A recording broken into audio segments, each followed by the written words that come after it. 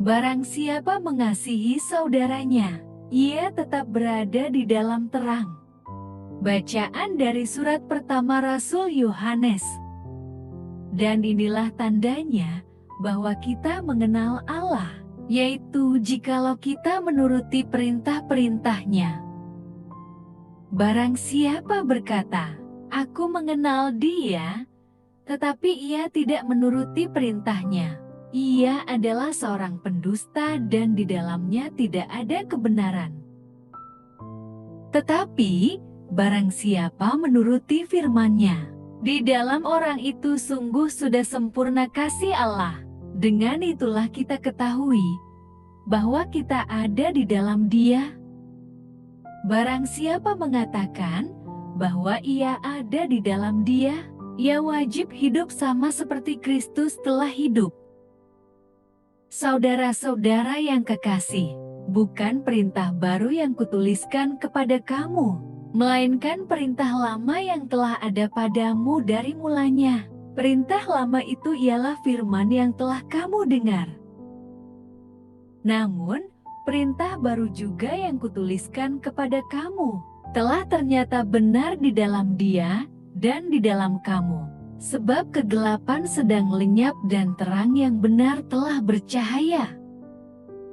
Barang siapa berkata bahwa ia berada di dalam terang, tetapi ia membenci saudaranya, ia berada di dalam kegelapan sampai sekarang. Barang siapa mengasihi saudaranya, ia tetap berada di dalam terang, dan di dalam Dia tidak ada penyesatan. Tetapi, barang siapa membenci saudaranya, ia berada di dalam kegelapan dan hidup di dalam kegelapan. Ia tidak tahu kemana ia pergi, karena kegelapan itu telah membutakan matanya. Demikianlah sabda Tuhan. Biar langit bersuka cita dan langit bersorak-sorai. Nyanyikanlah nyanyian baru bagi Tuhan, menyanyilah bagi Tuhan, hai segenap bumi, menyanyilah bagi Tuhan, pujilah namanya. Kabarkanlah daripadanya dari hari ke hari, ceritakanlah kemuliaannya di antara bangsa-bangsa, dan perbuatan-perbuatannya yang ajaib di antara segala suku bangsa. Tuhanlah yang menjadikan langit, keagungan dan semarak ada di hadapannya. Kekuatan dan kehormatan ada di tempat kudus-Nya.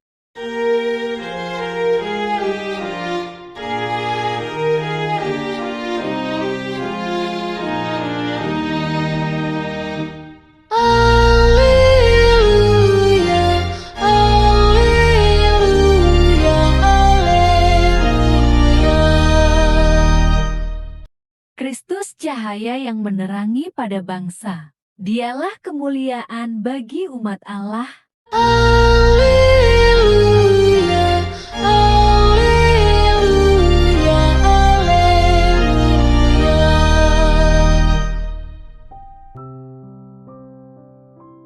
Kristus cahaya para bangsa. Inilah Injil suci menurut Santo Lukas.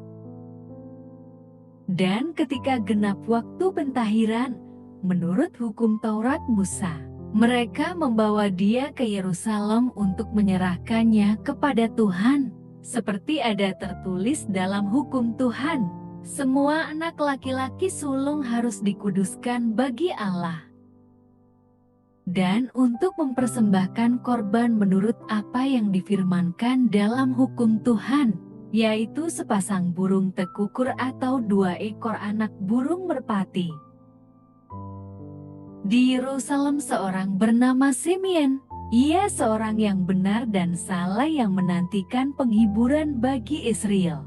Roh Kudus ada di atasnya. Dan kepadanya telah dinyatakan oleh Roh Kudus, bahwa ia tidak akan mati sebelum ia melihat Mesias, yaitu Dia yang diurapi Tuhan. Ia datang ke Bait Allah oleh Roh Kudus. Ketika Yesus, anak itu, dibawa masuk oleh orang tuanya untuk melakukan kepadanya apa yang ditentukan hukum Taurat. Ia menyambut anak itu dan menatangnya sambil memuji Allah. Katanya, "Sekarang, Tuhan, biarkanlah hamba-Mu ini pergi dalam damai sejahtera, sesuai dengan firman-Mu, sebab mataku telah melihat keselamatan yang daripada-Mu, yang telah Engkau sediakan di hadapan segala bangsa, yaitu terang yang menjadi penyataan bagi bangsa-bangsa lain, dan menjadi kemuliaan bagi umat-Mu, Israel." Dan bapa serta ibunya amat heran akan segala apa yang dikatakan tentang dia. Lalu Simeon memberkati mereka dan berkata kepada Maria, ibu anak itu, "Sesungguhnya anak ini ditentukan untuk menjatuhkan atau membangkitkan banyak orang di Israel, dan untuk menjadi suatu tanda yang menimbulkan perbantahan.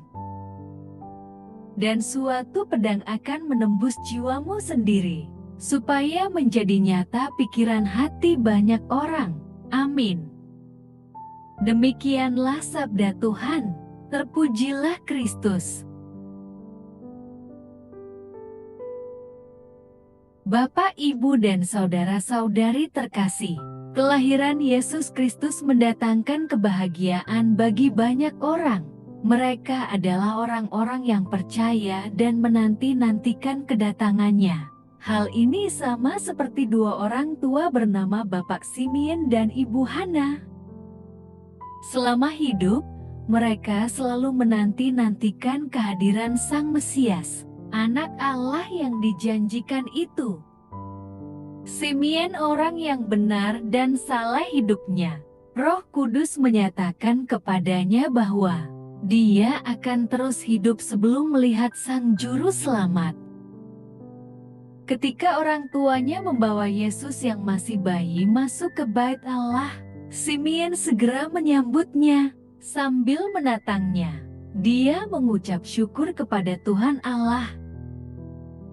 Pada saat yang sama, ada juga seorang nabi bernama Hana di situ. Dia sudah sangat lanjut usianya, 84 tahun. Dia pun menyambut Yesus dengan sukacita, sambil berbicara tentang anak itu kepada orang banyak. Bapak, Ibu, dan saudara-saudari terkasih, kehadiran Yesus Kristus mendatangkan sukacita dan kebahagiaan bagi kedua orang yang sangat menantikannya. Simeon merasa sangat bahagia. Pada saat itu juga, dia merasa sudah siap menghadap Tuhan. Pasalnya, dia sudah melihat keselamatan yang dari Tuhan atas umatnya. Ibu Hana juga begitu. Dia bahagia menyambut Yesus dan bersaksi tentang dia kepada orang banyak. Itulah orang-orang yang sungguh menantikan Tuhan Yesus. Kehadirannya membuat mereka berbahagia.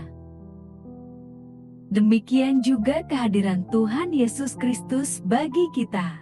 Dia akan membahagiakan hidup kita. Dia, Sang Juru Selamat, Tuhan, dan penebus dosa kita. Dia melepaskan kita dari ketakutan dan kekhawatiran. Dia mendampingi dan memberikan kekuatan tatkala kita mengalami permasalahan. Dia memberi kekuatan agar dapat menghadapi dan mengatasi segala permasalahan hidup kita. Seperti Bapak Simeon, hidup kita akan menjadi damai. Oleh karena itulah, kita akan dapat bersaksi tentang Dia seperti Ibu Hana. Marilah berdoa. Allah Bapa, sumber pengharapan, Engkau telah mengikat perjanjian dengan semua orang melalui Yesus yang terurapi. Semoga kami selalu berpegang teguh pada Dia dan berkembang menjadi umat yang patuh setia. Dengan pengantaraan Yesus Kristus, Putra-Mu, Tuhan kami yang bersama Dikau dalam persatuan Roh Kudus, hidup dan berkuasa, Allah sepanjang segala masa. Dalam nama Bapa, Putra, dan Roh Kudus. Amin. Terima kasih sudah mendengarkan dan merenungkan firman Allah. Jangan lupa subscribe dan jangan lupa juga aktifkan loncengnya. Terima kasih, Tuhan Yesus memberkati.